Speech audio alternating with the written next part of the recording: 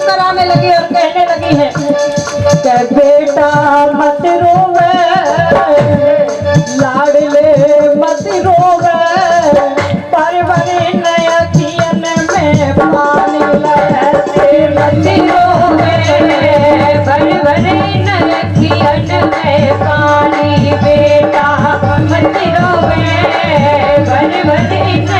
नयन में पानी, बेटा मत रोवे, परवरी नयन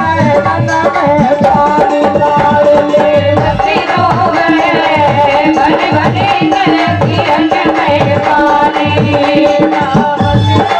लाडले मत रोवे, परवरी नयन में पानी,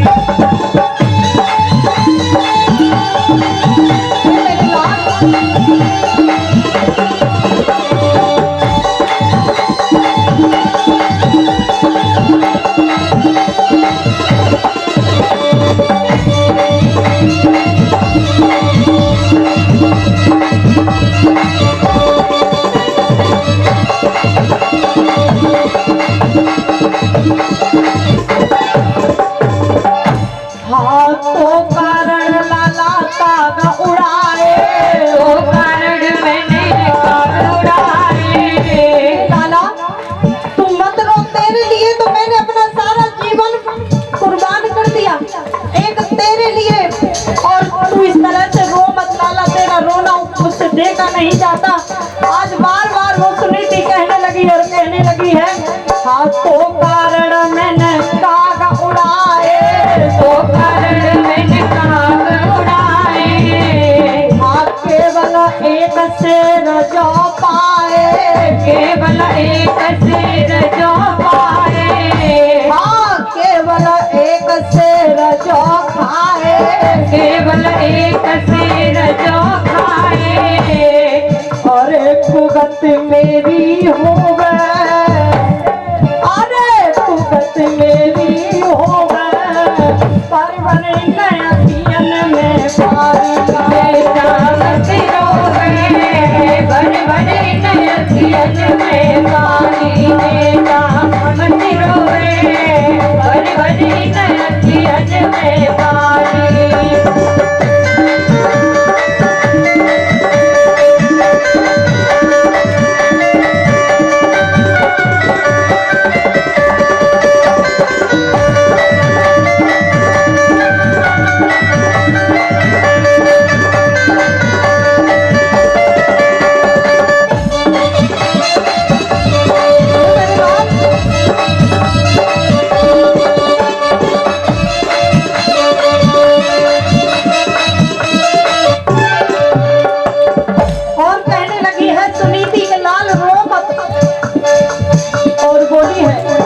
इसमें दोष न तेरा है और न दोष मेरा है लाला, ये दोष है तो केवल समय का है।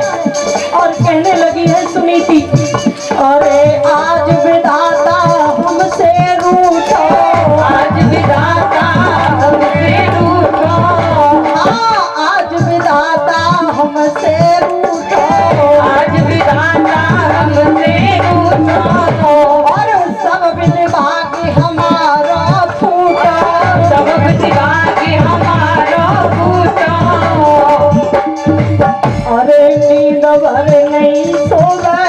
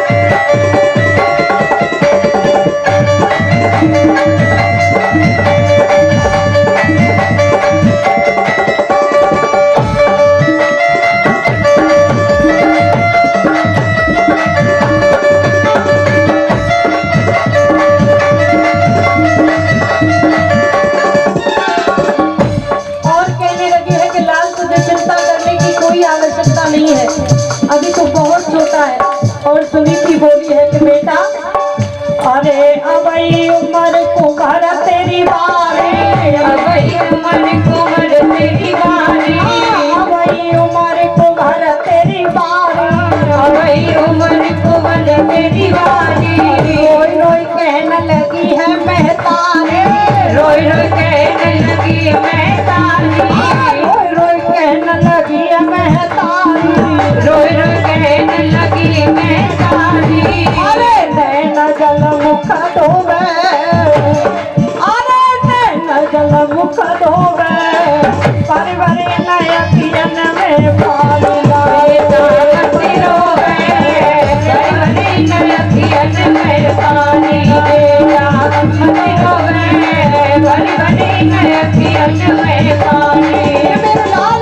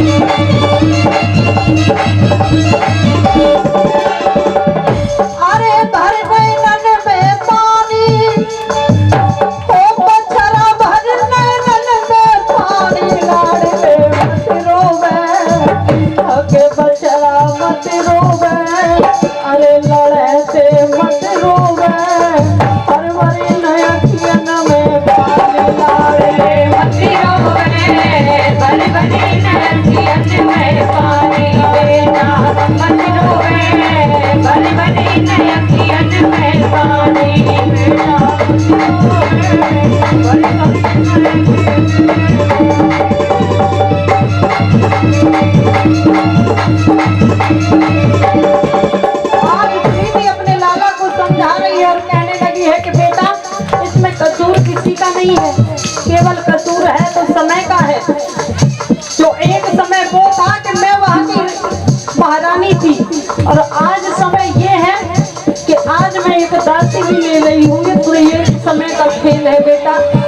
और उसी समय पर कहने लगी है सुनीति, अरे एक दिन राजपाट धन भारी, एक दिन राजपाट धन भारी, हाँ एक दिन राजपाट धन भारी, एक दिन राजपाट धन भारी। और कर्म गति से भय है भिखारी, कर्म गति से भय है भिखारी, कर्म गति से भय है भिखारी, कर्म गति से भय है भिखारी।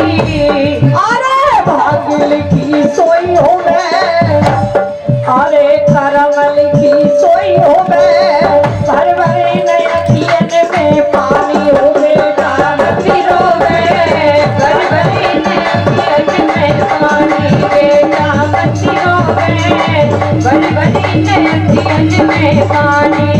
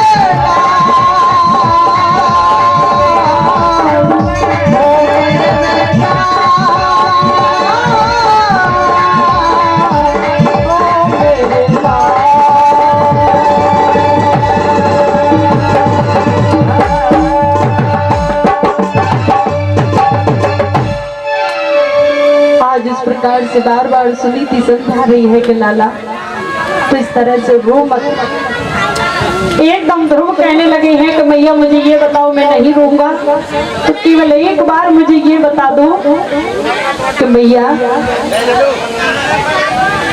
वो भगवान कहाँ मिलते हैं। तो आज सुनीति कहने लगी हैं कि शास्त्रों में तो बहुत से नियम बताए हैं, लेकिन हे बेटा तुम अभी छोटे हो और दो मुख्य परमात्मा को पाने के रास्ते हैं। एक तो परमात्मा पर अटूट विश्वास और एकांत में जब भगवान का चिंतन किया जाता है उसी को भगवान मिलते हैं। उन्होंने कहा कि मैया मैं भी उस भगवान को पाने के लिए जाऊंगा।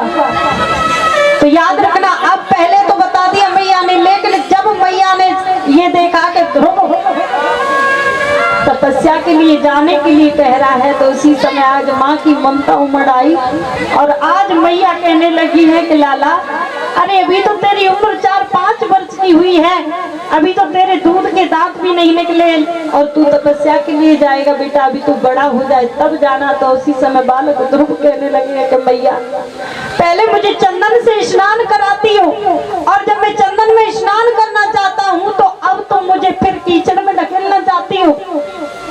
केवल एक बार मुझे तू अगर देना है तो मुझे हंस करके तू विदा कर दे मैया, मैं भगवान की तपस्या करने के लिए जाऊंगा, मैं भगवान को पाने के लिए जाऊंगा। तो आज माँ की ममता उमड़ आई। इधर महाराज को पता चला कि बालक ध्रुव तपस्या के लिए जा रहा है, तो उसी समय पर बालक ध्रुव के लिए महाराज उत्तानपाद ने अपने सैनिक को भेजा और कहा कि जाओ ध्रुव से ये कह देना तो वो तपस्या करने के लिए नहीं जाए, हम अपना आधा राज्य उसके नाम कर देंगे। तब प्रहलाद जब बालक ध्रुव से आकर के कहा है, तो आज बालक ध्रुव ने कहा कि बाहरे परमात्मा, जब तक मुझे राज पाने की आकांक्षा थी, मेरी इच्छा थी, तो मुझे कुछ नहीं मिला, गोद भी बैठने के लिए नहीं मिली, और जब मैं भगवान की भक्ति करने के लिए जा रहा हूँ तो अपनी माया को दौड़ाना शुरू कर दिया। कैसी लीला है प्रभु तेरी। उसके बाद में जब ध्रुव मैया से कहने लगे तो मैया कहने लगी कि लाला तेरे अलावा मेरा यहाँ कोई नहीं है, तुझे बड़े दुख से बड़े कष्ट से मैंने पाल करके पोस करके बड़ा किया है, और तू मुझे छोड़ करके चला जाएगा तो मैं किसके सहारे यहाँ पर रहूंगी मेरे लाल। तो आज माँ सुनीति जब रोने लगी है तो बालक ध्रुव ने अपनी मैया को समझाया और कहा कि केवल मैया मुझे हंस करके तू विदा दे दे, मैं जल्दी ही भगवान को प्राप्त करके लौट करके आऊंगा। याद रखना, आज श्री सुखदेव जी समझा रहे हैं राजा परीक्षित, जब बालक ध्रुव ने कहा तो सुनीति कुछ समझ में आया तो कहा कि लाला ज्यादा समय नहीं बिताना कि मैया केवल आशीर्वाद दो।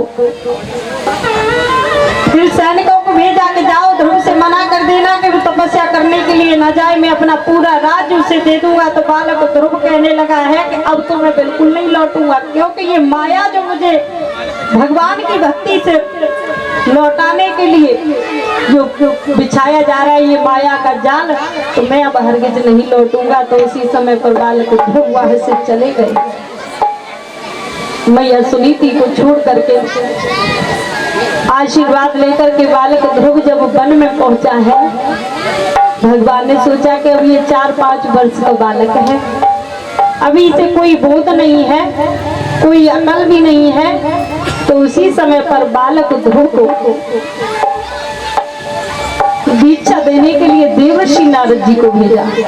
देवर्षि नारद जी पहुंचे और जाकर के देवर्षि नारद जी ने कहा कि लाला तुम इस जंगल में आए हो, इस वन में आए हो, क्या तुम्हें मालूम है कि कोई जानवर अगर यहाँ आ गया तो तेरा भक्षण कर लेगा। तो उसी समय बालक ध्रुव ने कहा, पहले प्रणाम किया और प्रणाम करने के बाद में कहा कि हे मुनिवर, इस शरीर का तो कुछ भी नहीं होता है, अरे पशुओं का तो शरीर भी काम में आ जाता है, लेकिन मनुष्यों का ये तन किसी काम में नहीं आता। अगर किसी जानवर का भी पेट भर जाएगा तो ये भी बहुत अच्छी बात है। उन्होंने कहा कि तुम इस जंगल में क्यों आए हो? तो उन्होंने कहा कि मैं भगवान का भजन करने के लिए आया हूँ। नारद जी बोले कि भगवान का भजन उन्होंने कहा कि भगवान का भजन अभी तो तुम बहुत छोटे हो, जब तुम बड़े हो जाओ तब करना, क्योंकि भगवान का भजन करना इतना सरल बात नहीं है। तो बालक ध्रुव ने कहा कि नहीं, मैं तो भगवान का भजन करके और भगवान को पा करके ही लौटूंगा। तो नारद जी ने कहा कि चला जा, यहाँ इस जंगल में कोई ना कोई तुझे अपना भच्चर बना लेगा। तो ध्रुव ने कहा कि कुछ भी हो लेकिन मैं लौट करके नहीं जाऊंगा। तो आज बालक ध्रुव ने जब ये अटल प्रतिज्ञा की तो देवर्षि नारद जी बोले ठीक है बेटा, शास्त्रों में तो वैसे भगवान को पाने के बहुत नियम बताए हैं, लेकिन एक बात बताओ हमें, तुमने कोई गुरु बनाया है? तो बालक ध्रुव बोला कि हमको नहीं मालूम है गुरु कैसे बनाए जाते हैं। तो भजन करने से पहले तुम गुरु बना लोगे तो तुम्हारा भक्ति, तुम्हारा भजन जल्दी पूरा होगा। तो उन्होंने कहा कि हमें नहीं मालूम है। तो याद रखना, उसी समय पर देवर्षि नारद जी बोले कि भजन करने से पहले जरूर गुरु बना लेना। तो नारद जी थोड़े दूर निकल गए तो कि बेटा ध्रुव, मैं तो जा रहा हूँ लेकिन गुरु जरूर बना लेना। ध्रुव बोला ठीक है। फिर थोड़े से दूरी पे निकले तो फिर कहा, ध्यान लगाया कि बेटा ध्रुव, गुरु जरूर बना लेना। तो उसी समय ध्रुव ने कहा कि मुनिवर रुक जाइए। पास में पहुंचे और कहा कि हम इस वन में काम ढूंढते फिरेंगे कि गुरु किसको बनाए, इसलिए एक काम करो, हे बाबा आप ही हमारे गुरु बन जाओ। नारद जी मन में विचार करने लगे, चाह तो हम भी यही रहते, लेकिन अपने मुंह से हम कैसे कह दें कि तुम हमें गुरु बना लो। थोड़ा सा समय था, तो थोड़े समय के कारण उन्होंने एक छोटा सा मंत्र दिया है बालक ध्रुव को। भगवान की सारी छवि को आज उनके मन में भर दिया कि भगवान की चार भुजाएं होती हैं, शंख पद्म गदा चक्र आयुधों से सुशोभित होते हैं, सिर पर मुकुट होता है, गले में पीतांबर होता है, श्रवणों में कुंडल होते हैं। ये छवि भरने के बाद में आज उन्होंने एक 12 अक्षर मंत्र दिया है। तो आप भी मेरे साथ में बोलेंगे 1-2 मिनट। और वो मंत्र कैसे दिया है? ओम नमो भगवते वासुदेवाय।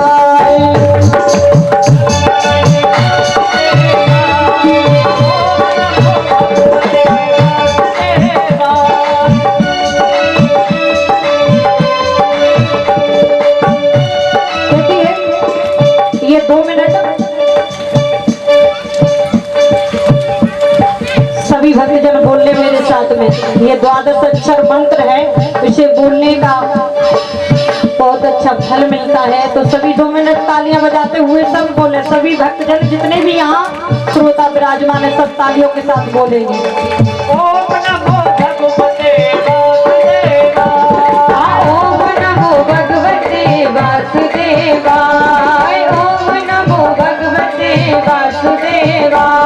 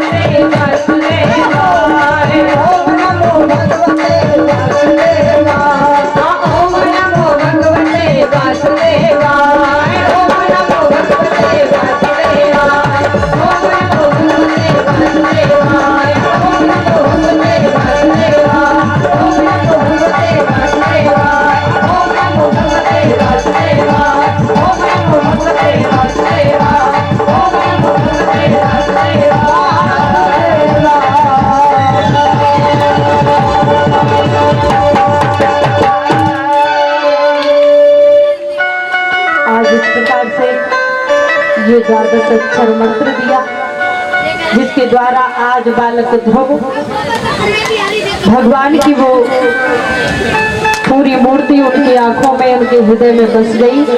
ये मंत्र देने के बाद में देवर्षि नारद जी वहां से चले गए हैं। और याद रखना भक्तों, गुरु जरूर बनाना चाहिए, गुरु जरूर बनाना चाहिए।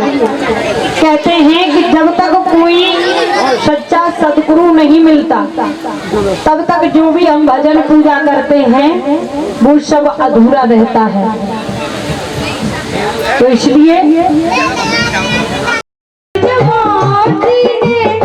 मारा मुझे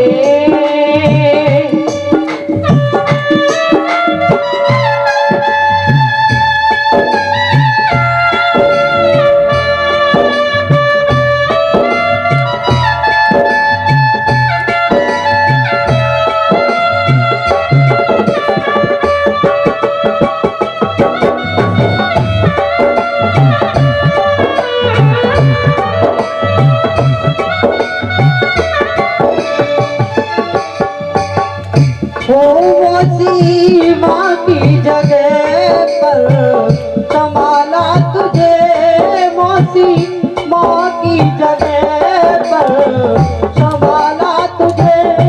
तन में दर्द मौसी ने मारा मुझे, मारा मुझे।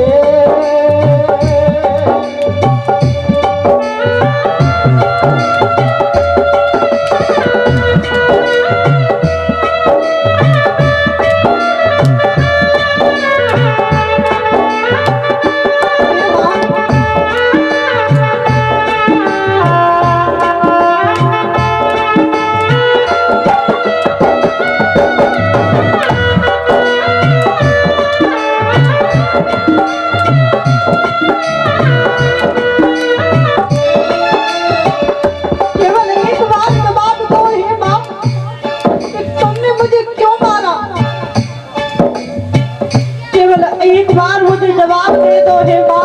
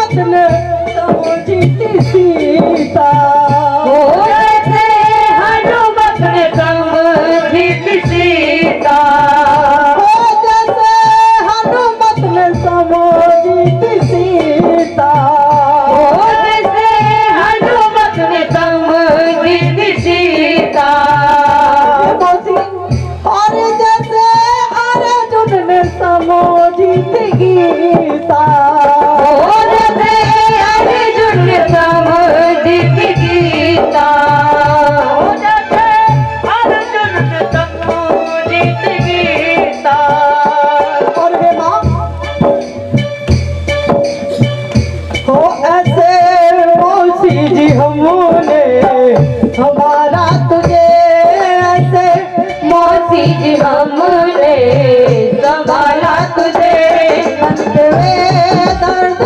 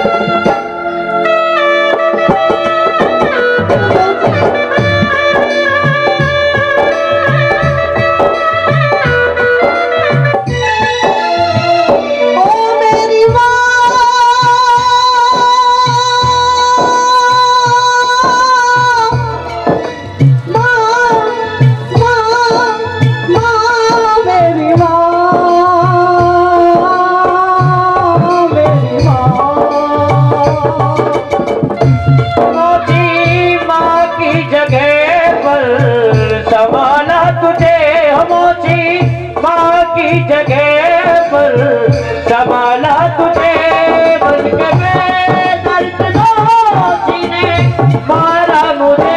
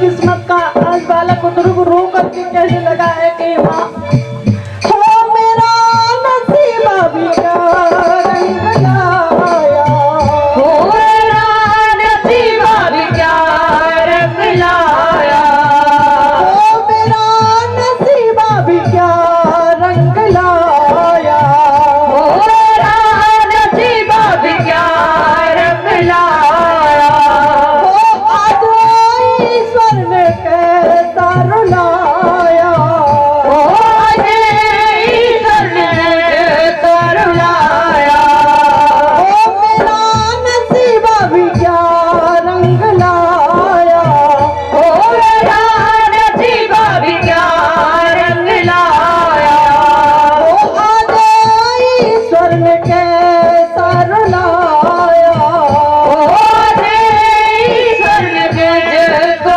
रुलाया, ओ मेरी माँ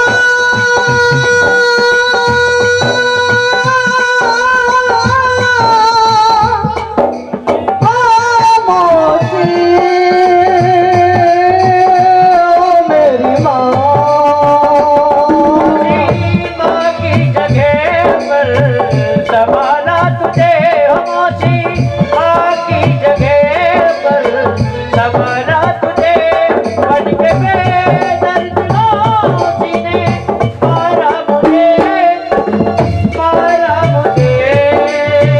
हो मेरा नसीब अभी क्या रंग लाया, हो मेरा नसीब अभी क्या रंग लाया, हो आज ईश्वर ने कैसा रुलाया, हो आज ईश्वर ने मुझको रुलाया, हो आग दिल में लगी है वो कैसे बुझे, आग दिल में लगी है वो कैसे बुझे, बन के बेदर्द मौसी ने मारा मुझे, मौसी माँ की जगह पर संभाला तुझे, मौसी माँ की जगह पर संभाला तुझे, बन के बेदर्द दोषी ने मारा मुझे।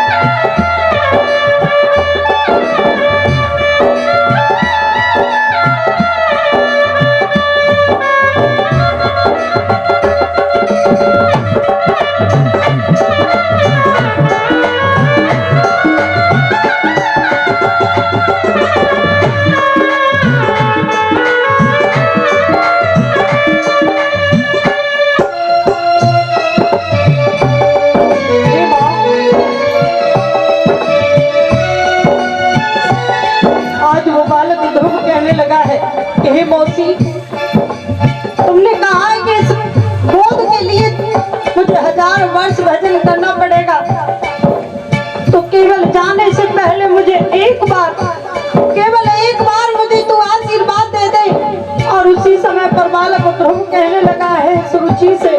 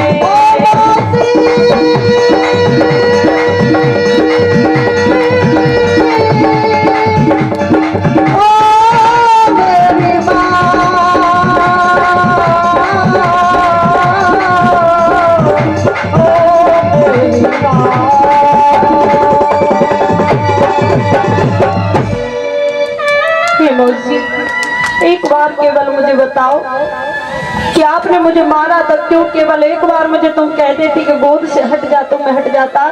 तो याद रखना, आज उस क्रूर ने कुछ भी नहीं कहा। बालक ध्रुव उसी समय पर वहां से आया और कहा कि भैया केवल एक बार मुझे चरण स्पर्श करने के बाद में आशीर्वाद दे दे, तो इस गोदी को पाने के लिए मैं भगवान का भजन जरूर करूंगा।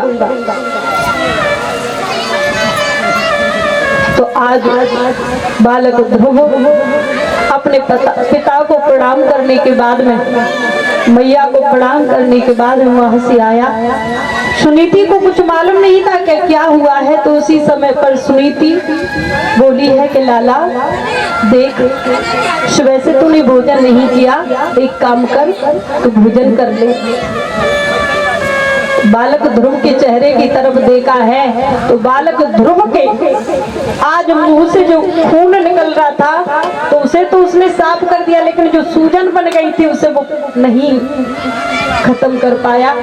तो बालक ध्रुव ने कहा कि मैया मुझे भूख नहीं है। तो सुनीति ने कहा कि लाला भूख नहीं है, और दिन तो अब तक तो 2 बार भोजन कर लेता था और अब तो भोजन नहीं कर रहा है, क्या बात है? तो उसी समय पर बालक ध्रुव ने कहा भैया आज मुझे भूख लगी नहीं रही है। तो आज उन्होंने गोदी में बिठाया।